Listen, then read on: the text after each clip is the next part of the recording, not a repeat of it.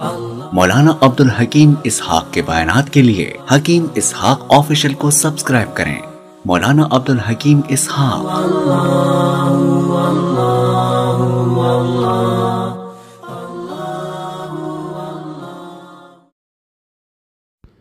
बिस्मिल्लाहिर्रहमानिर्रहीम।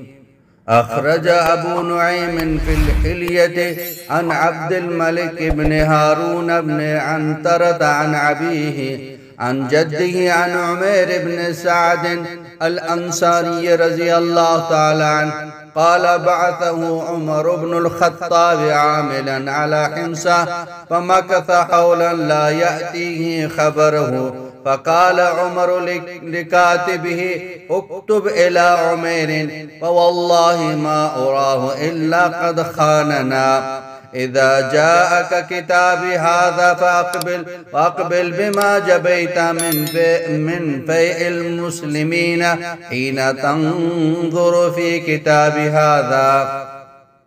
फ़अख़ज़ उमैर रज़ियल्लाहु तआला अन्हु जिराबहु फ़जअल फ़ीहि ज़ादहु वकसअतहु वअल्लक़ इदावतहु वअख़ज़ अनज़तहु सुम्मा अक़बल यमशी मिन हिम्सा हत्ता दख़ल अल मदीनत क़ाल फ़क़दिम वक़द शहब लौनुहु वग़बर्र वजहुहु वतालत शअरतहु फ़दख़ल अला उमर रज़ियल्लाहु तआला अन्हु वक़ाल अस्सलामु अलैका या अमीरल मुमिनीन व रहमतुल्लाहि व बरकातुहु। फ़क़ाल उमर मा शअनुका फ़क़ाल उमैर मा तरा मिन शअनी अलस्त तरानी सहीहल बदनि ताइरद दमि मइयद दुनिया अजुर्रुहा बिक़रनिहा। क़ाल वमा मअक फ़ज़न्न उमर रज़ियल्लाहु तआला अन्हु क़द जाअ बिमालिन फ़क़ाल मइय जिराबी अजअलु फ़ीहि ज़ादी व कसअती व अकुलु फ़ीहा व अग़सिलु फ़ीहा रअसी व थियाबी व इदावती अहमिलु फ़ीहा वज़ूई व शराबी व अनज़ती अतवक्कउ अलैहा व उजाहिदु बिहा अदुव्वन इन अरज़ा फ़वल्लाहि मद्दुनिया इल्ला तबउन लिमताई। क़ाल उमर रज़ियल्लाहु तआला अन्हु फ़जिअत तमशी क़ाल नअम क़ाल अमा कान लक अहदुन यतबर्रउ लक बिदाब्बतिन तरकबुहा क़ाल मा फ़अलू व मा सअलतुहुम ज़ालिका। फ़क़ाल उमर रज़ियल्लाहु तआला अन्हु बिअसल मुस्लिमून ख़रजत मिन इंदिहिम। फ़क़ाल लहु उमैर रज़ियल्लाहु तआला अन्हु इत्तक़िल्लाह या उमर क़द नहाक अल्लाहु अनिल ग़ीबति व क़द रअयतुहुम युसल्लून सलातल ग़दाति। क़ाल उमर फ़अैन बअस्तुका व फ़ी रिवायत तिबरानी फ़अैन मा बअस्तुका बिही व अय्यु शैइन सनअता। क़ाल मा सुआलुका या अमीरल मुमिनीन। फ़क़ाल उमर सुब्हानल्लाह। फ़क़ाल उमैर अमा लौला अन्नी अख़शा अन उग़म्मिका मा अख़बरतुका बअस्तनी हत्ता अतैतुल बलद फ़जमअतु सुलहा अहलिहा फ़वल्लैतुहुम जिबायत फ़ैहिम हत्ता इज़ा जमऊहु वज़अतुहु मवाज़िअहु वलो लक मिन्हु शैउन लातैतुक बिही। क़ाल फमा जिअतना बिशै क़ाल ला क़ाल जद्दिदु लिउमैरिन अहदन क़ाल इन्न ज़ालिका लशैउन ला अमिलतु लक वला लिअहदिन बअदका वल्लाहि मा सलिमतु बल लम अस्लम लक़द क़ुल्तु लिनसरानिय ऐ अख़ज़कल्लाह फ़हाज़ा मा अर्रज़तनी लहु या उमर व इन्न अश्क़ा अय्यामी यौम खुल्लिफ़्तु मअक या उमर। फ़स्तअज़नहु फ़अज़िन लहु फ़रजअ इला मंज़िलिही। क़ाल व बैनहु व बैनल मदीनति अमयालुन। फ़क़ाल उमर रज़ियल्लाहु तआला अन्हु हीना इंसरफ़ उमैर रज़ियल्लाहु तआला अन्हु मा उराहु इल्ला क़द ख़ानना। व बअथ रजुलन युक़ालु लहुल हारिस وأعطاه 100 دينار فقال له انطلق إلى عمير حتى تنزل به كأنك ضيف فإن رأيت أثر شيء فأقبل وإن رأيت حالة شديدة فادفع إليه هذه 100 دينار إلى آخره.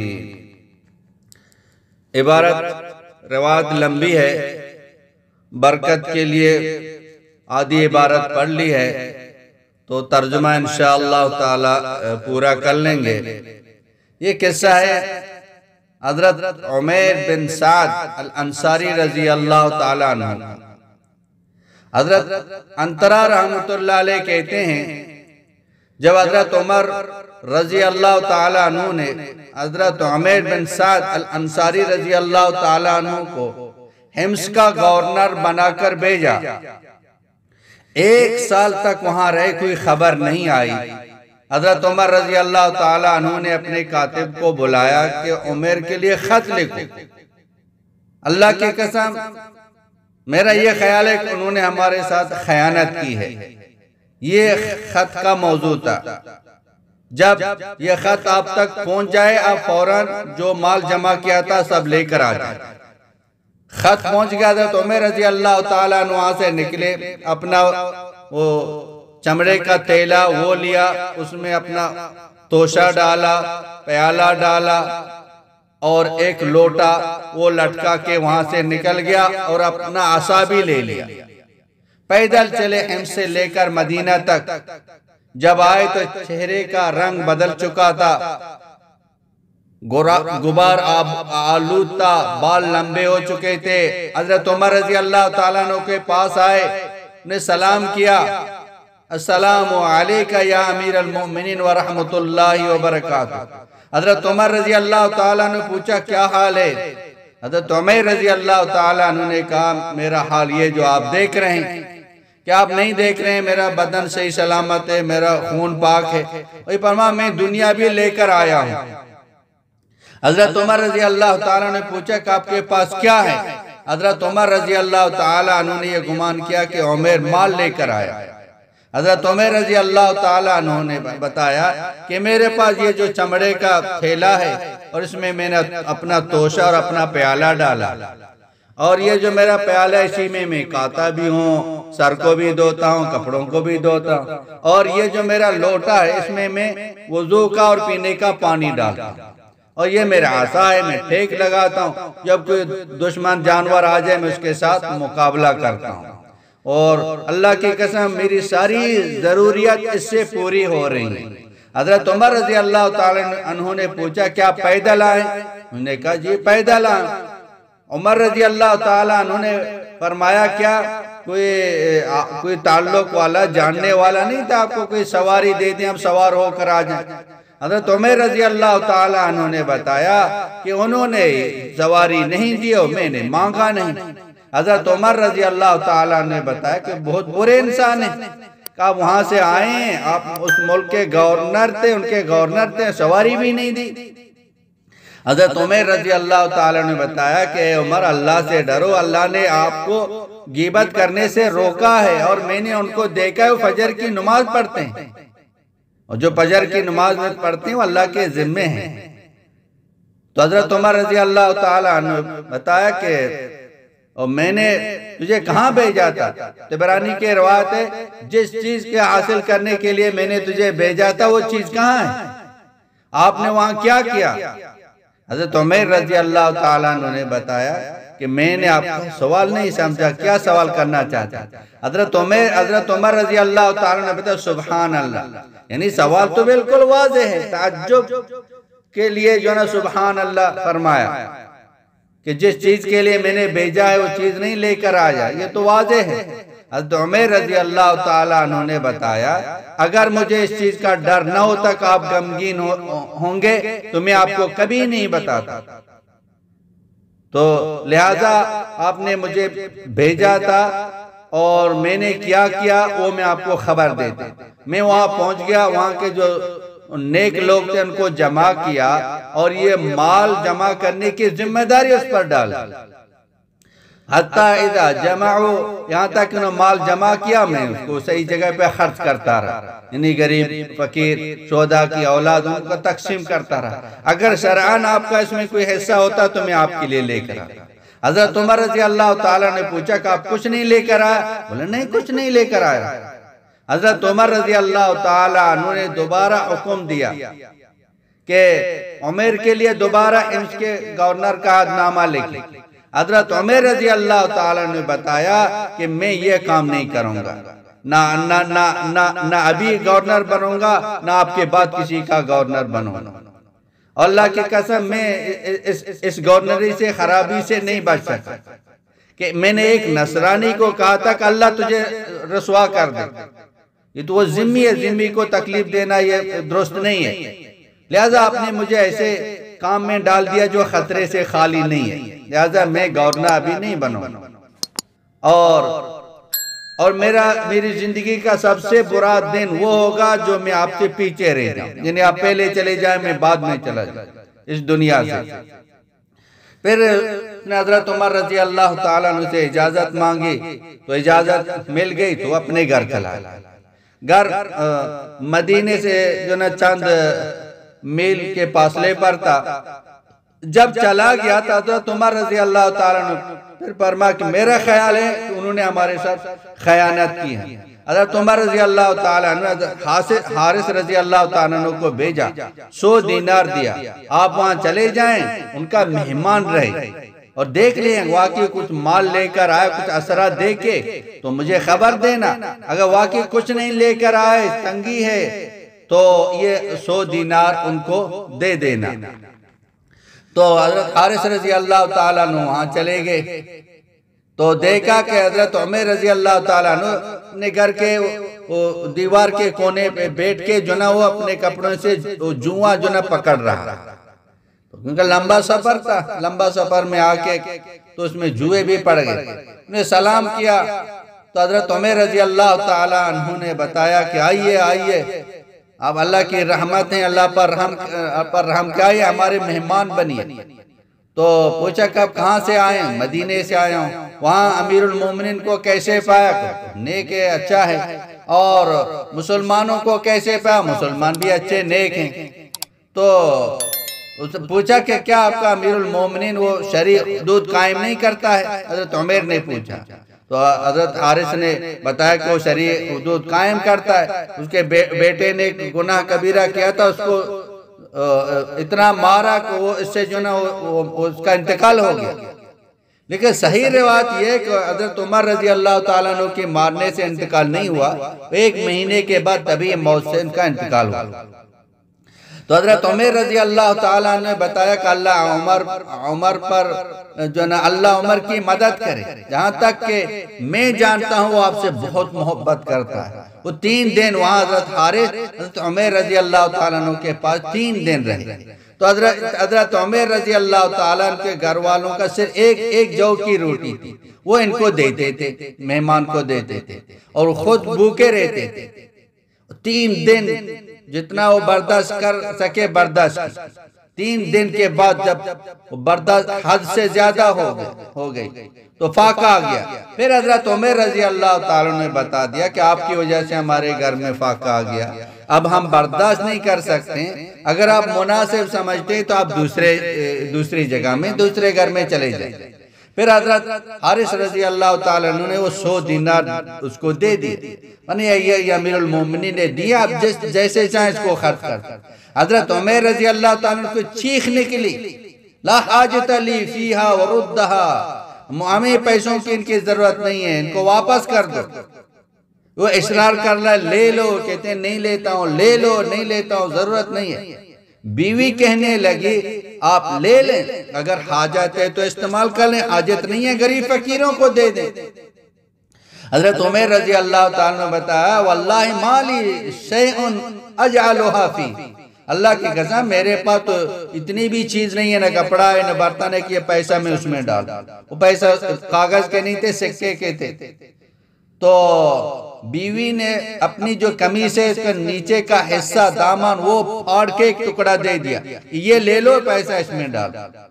وہ لیا پیسہ اس میں ڈال دیے. ثم خرج فقسمها بین الابناء الشہداء والفقراء. وہ پیسہ لے کر حضرت عمر رضی اللہ تو نکل گئے، جا کے شہداء کی اولاد غریب فقیروں میں تقسیم کر کے واپس آ گئے. حارث رضی اللہ تعالیٰ عنہ نے یہ گمان کیا کہ مجھے بھی کچھ دے گا، لیکن حضرت عمر رضی اللہ تعالیٰ ان کو نہیں دیا، جا کے غریب فقیروں کو دیا. فرمایا جب امیر المومنین کے پاس جاتے ہیں تو میرا سلام کریں. تو حضرت حارث رضی اللہ تعالیٰ عنہ واپس آگئے. فقال ما رأیتا، حضرت عمر رضی اللہ تعالیٰ عنہ پوچھا کیا دیکھا؟ رأیتو یا امیر المؤمنین حالا شدیدا، بہت سخت حالات میں نے دیکھے، تنگی ہے، پاکا ہے، غربت ہے اور کچھ مال نہیں ہے. حضرت عمر رضی اللہ تعالیٰ عنہ پوچھا ما صنع بدنانیر، اس نے دیناروں کو کیا کیا؟ تو اس نے جواب دیا لا ادری، میں نہیں جانتا. حضرت عمر رضی اللہ تعالیٰ عنہ دوبارہ خط لکھا حضرت عمر رضی اللہ تعالیٰ عنہ کے نام پر، یہ خط رکھنے سے پہلے جو نا ہمارے پاس آ جائے. حضرت عمر رضی اللہ تعالیٰ عنہ واپس آگئے. حضرت عمر رضی اللہ تعالیٰ عنہ پوچھا ما صنعت بدنانیر، اس دیناروں کو کیا کیا؟ حضرت عمر رضی اللہ تعالیٰ عنہ بتا صنعت ما صنعت وما سؤالک عنہ، یہ میرے دینار تھے، آپ نے مجھے دیے تھے، میں نے جو کچھ کیا آپ ان کے بارے میں کیا پوچھتے ہیں؟ حضرت عمر رضی اللہ تعالیٰ عنہ بتا نہیں آپ کو بتانے پڑتے ہیں، کیسے آپ بتا دیں. تو حضرت عمر رضی اللہ تعالیٰ عنہ نے بتا دیا قدمتها لنفسی، ان کو میں نے اگلے جو جہان ہے میرا ان کے لیے میں نے بیچ دیا، یعنی ان کو صدقہ کیا ہے جس کا اجر مجھے کل قیامت کے دن ملے گا. حضرت عمر رضی اللہ تعالیٰ عنہ نے اللہ آپ پر رحم کرے اس کو بتایا کہ اس کو ایک وسق اس کو دے دے، کھانے کا یعنی جو کا ایک وسق دے دے. وسق یعنی 5 من 10 سیر کا ہوتا ہے، اور 2 کپڑا 2 چادر بھی دے دے. حضرت عمر رضی اللہ تعالیٰ عنہ فرمایا اما طعام فلا حاجت لی فیہ، اور مجھے کھانے کی ضرورت نہیں ہے، میرے گھر میں 2 سا ہیں، 2 سا یعنی 7 سیر گندم ہیں، اور یہ ہم کھاتے ہیں، ان کے ختم ہونے سے پہلے اللہ میں اور رزق دے دے. اس نے کھانا نہیں لیا، اس نے بہت اصرار کیا تو 2 چادر لیے، 2 کپڑا لیے. پہلا کی جو والدہ ہے ان کو کپڑوں کی ضرورت ہے، کپڑا میں ان کو دے. تو یہ لے کر وہاں سے نکلے، اپنے گھر آئے، پھر زیادہ وہ نہ رہے، پھر اللہ پاک کو پیارے ہو گئے. حضرت عمر رضی اللہ تعالیٰ عنہ کو جب خبر پہنچے تو بہت صدمہ ہوا، بہت پریشان ہوا. ان کے لیے مغفرت کی دعا کی، رحمت کی دعا کی. پھر حضرت عمر رضی اللہ تعالیٰ عنہ پیدل چلنے والوں کے ساتھ پیدل چل کر جنت البقیع گئے. کفن دفن کرنے کے بعد حضرت عمر رضی اللہ تعالیٰ عنہ جتنے اپنے ساتھی بیٹھے ہوئے تھے تو فرمایا کہ تم میں سے ہر ایک کوئی چاہت ہے تو وہ چاہت کو بیان کر دیں، کیا چاہت ہے، کیا تمنا ہے. تو ایک نے کہا وددت یا امیر المؤمنین ان عندی مالا فاعتق لوجہ اللہ کذا و کذا، میری چاہت یہ کہ میرے پاس مال ہوتا، میں غلام اللہ کے لیے آزاد کرتا. ایک نے کہا میرے پاس مال ہوتا میں اللہ کے راستے میں خرچ کرتا. کسی نے کہا میرے اندر جو ہے اتنی طاقت ہوتی میں حجاج کے لیے جو نا آپ زمزم نکال کے ان کو دیتا. حضرت عمر رضی اللہ تعالیٰ نے بتایا کہ میری چاہت یہ ہے کہ مجھے عمیر بن سعد الانصاری رضی اللہ تعالیٰ جیسا ایک شخص مل جائے، میں مسلمانوں کو اس کا گورنر بنا دوں. یہ تھے صحابہ کرام. حضرت عمر رضی اللہ تعالیٰ عنہ کو مال کی فکر نہیں تھی کہ مال جمع کرے، مال لے کے آئے.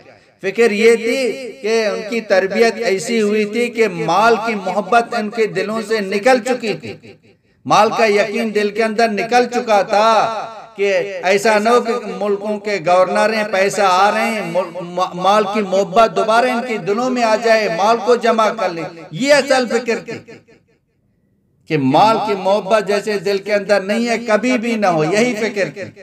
لیکن صحابہ کرام کی تربیت آپ علیہ السلام نے ایسی فرمائی تھی، مال ہونے کے باوجود بھی مال سے دور رہے.